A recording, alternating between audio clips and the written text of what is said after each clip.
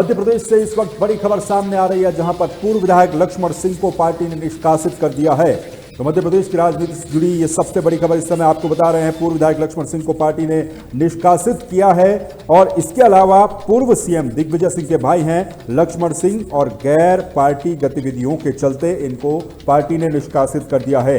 6 साल के लिए पार्टी की प्राथमिक सदस्यता से इनको निष्कासित कर दिया गया है। कांग्रेस हाईकमान की तरफ से वो पत्र भी सामने रखा गया है जिसमें उनके निष्कासन के आदेश दिए गए हैं। तो मध्य प्रदेश से ये बड़ी खबर इस समय आपको बता रहे हैं। पूर्व विधायक लक्ष्मण सिंह को पार्टी से निष्कासित कर दिया गया है।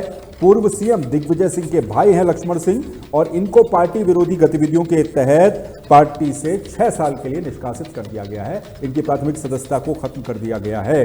तो पार्टी विरोधी गतिविधियों में शामिल होने का उन पर आरोप लगाया गया था और इन आरोपों के चलते पार्टी ने अब इस पर सख्त एक्शन लिया है। अगले 6 साल के लिए प्राथमिक सदस्यता से निष्कासित कर दिया गया है। मध्य प्रदेश की राजनीति से जुड़ी हुई यह महत्वपूर्ण खबर न सिर्फ एक पूर्व विधायक के रूप में बल्कि कांग्रेस पार्टी के वरिष्ठ नेताओं के रूप में भी और पूर्व सीएम दिग्विजय सिंह के भाई के रूप में भी वो काफ़ी इंपॉर्टेंट एक पब्लिक फिगर बन जाते हैं। और ऐसे में पार्टी की तरफ से गैर पार्टी गतिविधियों के तहत काम करने पर उनके ऊपर पार्टी ने अनुशासन का हंटर चलाया है और फिलहाल 6 साल के लिए निष्कासित उनको कर दिया गया है।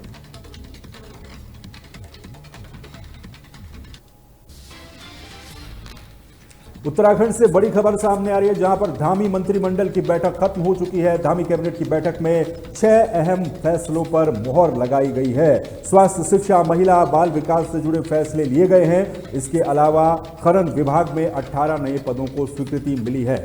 देहरादून में सचिवालय में ये धामी मंत्रिमंडल की महत्वपूर्ण बैठक आज थी, जो कि अब खत्म हो चुकी है। और धामी मंत्रिमंडल की इस बैठक में 6 मामलों पर मुहर लगाई गई है। ये 6 मामले कौन से हैं वो भी आपको बताता हूं, लेकिन उससे पहले आप ये जानें कि कृषि, खनन, पर्यावरण से जुड़े अहम फैसले कैबिनेट की इस बैठक में लिए गए हैं। मुख्यमंत्री पुष्कर सिंह धामी की अध्यक्षता में मंत्रिमंडल की बैठक आज हुई सचिवालय में। बैठक के दौरान कैबिनेट मंत्री सुबोध उनियाल, रेखा आर्य, सौरभ बाबूनाथ, डॉक्टर धन सिंह रावत और तमाम मंत्री मौजूद रहे। इस बैठक में कुल 6 प्रस्तावों पर मुहर लगी है। बैठक संपन्न होने के बाद मुख्यमंत्री के सचिव शैलेश बगोली ने प्रेस ब्रीफिंग करते हुए इन प्रस्तावों के बारे में जानकारी साझा की है। 6 फैसलों पर उत्तराखंड कैबिनेट ने मुहर लगाई है। करीब 2.5 घंटे तक धामी कैबिनेट की यह बैठक चली है, जिसमें जो फैसले लिए गए हैं वो मैं आपको बता देता हूं। उत्तराखंड जैव प्रौद्योगिकी परिषद के तहत 2 सेंटर बनाए गए हैं, लेकिन इसके जो सर्विस रूल्स बनाए गए थे उनके शोध की व्यवस्था नहीं थी। ऐसे में विभागीय नियमावली को मंजूरी मिल गई है। औद्योगिक विकास की बात करें तो औद्योगिक विकास खनन विभाग के तहत बागेश्वर क्षेत्र में इंस्पेक्शन को बढ़ाने के लिए 18 पदों को बढ़ाने का निर्णय लिया गया है। इस पर धामी मंत्रिमंडल ने अपनी मंजूरी दे दी है, यानी कि खनन विभाग में 18 नए पदों की स्वीकृति मिली है। उत्तराखंड बाढ़ मैदान परिक्षेत्रण अधिनियम 2012 के तहत आसन बैराज नदी के शुरुआती स्थान जो कि भट्टा फॉल और यहां से आसन बैराज तक यानी कि 53 किलोमीटर के क्षेत्र को बाढ़ परिक्षेत्र की अधिसूचना जारी करने संबंधित एक फैसला था। इसको भी कैबिनेट ने अपनी मंजूरी दे दी है। चौथा महत्वपूर्ण फैसला लिया गया है। देहरादून में रिस्पना और बिंदाल नदियों में जो क्षेत्र बाढ़ परिक्षेत्र घोषित किया गया है, उन क्षेत्रों में एसटीपी का निर्माण, एलिवेटेड रोड के लिए नींव और संरचना निर्माण, रोपवे टावर का निर्माण, मोबाइल टावर निर्माण और हाई टेंशन विद्युत लाइन का निर्माण, इन सब कामों को कैबिनेट ने अपनी मंजूरी दे दी है। पीडब्ल्यूडी के 5 निरीक्षण भवनों को पीपीपी मोड में डेवलप करने का निर्णय लिया गया है। इन 5 निरीक्षण भवनों को पीपीपी मोड में विश्व स्तरीय गेस्ट हाउस के रूप में डेवलप किया जाएगा, जिनमें रानीखेत, उत्तरकाशी, दुगलबिट्टा, हर्षिल और ऋषिकेश में जो पीडब्ल्यूडी के हाउस हैं, यहां पर 5 निरीक्षण भवनों को भी स्वीकृति मिली है। इनको भी विकसित किया जाएगा, यह भी फैसला लिया गया है। इसके अलावा पैरामेडिकल स्नातक कोर्सेज से जुड़ा हुआ एक और अहम फैसला लिया गया है। महिला सशक्तिकरण विभाग की अगर हम बात करें तो महिला सशक्तिकरण विभाग को आबकारी विभाग से मिलने वाले 1% सेस के पैसे का इस्तेमाल करने के लिए जो नियमावली बनाई गई है उसको भी मंजूरी दी गई है। यानी कि धामी कैबिनेट ने 6 महत्वपूर्ण फैसलों पर अपनी मोहर लगाई है। हालांकि नजर इसको लेकर के भी थी कि पंचायत चुनाव को लेकर के कैबिनेट की बैठक में कुछ फैसला होगा, लेकिन इस कैबिनेट की बैठक में फैसला नहीं हुआ। हालांकि उसमें जो आरक्षण तय होना है, ओबीसी आरक्षण, उसके लिए कल ही सरकार एक आदेश निकाल चुकी है, जिसमें टाइमलाइन बताई गई है। 19 तारीख तक अंतिम आरक्षण निर्वाचन आयोग को भेज दिया जाएगा। तो फिलहाल धामी कैबिनेट की यह महत्वपूर्ण बैठक जो कि आज सचिवालय में संपन्न हुई है, इसमें 6 फैसलों पर मोहर लगाई गई है।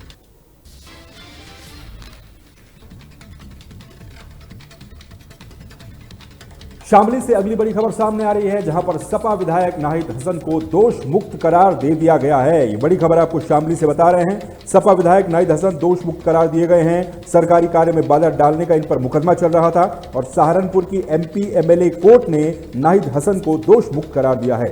थाने का घेराव करना, तोड़फोड़ की धाराओं में मुकदमा इनके ऊपर दर्ज था और अप्रैल 2012 में सरसाबा थाने में केस दर्ज हुआ, यानी कि 13 सालों के बाद नाहिद हसन को दोष मुक्त करार दे दिया गया है।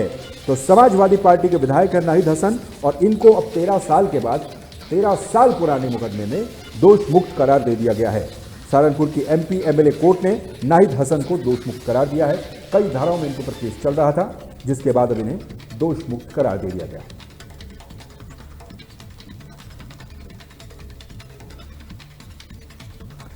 तो शामली से ये बड़ी खबर आपको इस समय बता रहे हैं, जहां पर समाजवादी पार्टी के विधायक नाहिद हसन को एमपी एमएलए कोर्ट ने दोष मुक्त करार दे दिया है।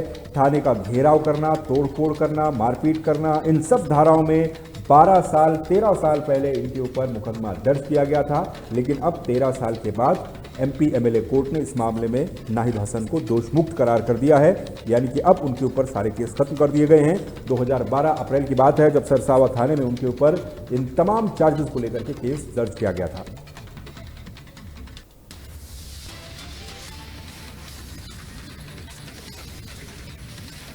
कौशाम्बी से अगली बड़ी खबर सामने आ रही है, जहां पर कौशाम्बी में एक निर्माणाधीन पुल के नीचे एक अज्ञात शव मिला है। पुलिस ने फिलहाल इस शव को कब्जे में ले लिया है, पोस्टमार्टम के लिए भेज दिया है। खबर यह भी सामने आ रही है कि अज्ञात शव के चेहरे पर एसिड से भी हमला किया गया है। निर्माणाधीन पुल पर यह अज्ञात शव मिला है। कई दिन पुराना यह शव बताया जा रहा है। पहचान छिपाने के लिए एसिड का प्रयोग किया गया है। शव की सूचना मिलते ही पुलिस मौके पर पहुंची है। जांच पड़ताल पुलिस के द्वारा शुरू कर दी गई है। कौशाम्बी की यह बड़ी खबर, जहां पर निर्माणाधीन पुल पर एक अज्ञात शव मिला है। यह बताया जा रहा है कि यह शव काफी पुराना है और क्षत विक्षत स्थिति में इस समय शव हो चुका है। मृतक के चेहरे पर एसिड का प्रयोग किया गया और पेट पर भी चोट के निशान पाए गए हैं। पुलिस ने अपनी तरफ से जांच इस पूरे मामले में शुरू कर दी है। प्राथमिक जानकारी के आधार पर यह कहा जा रहा है कि पहचान छुपाने के लिए एसिड का प्रयोग किया गया होगा और शव की सूचना मिलते ही मौके पर पहुंची पुलिस ने शव को कब्जे में लेकर के पोस्टमार्टम के लिए भेज दिया है।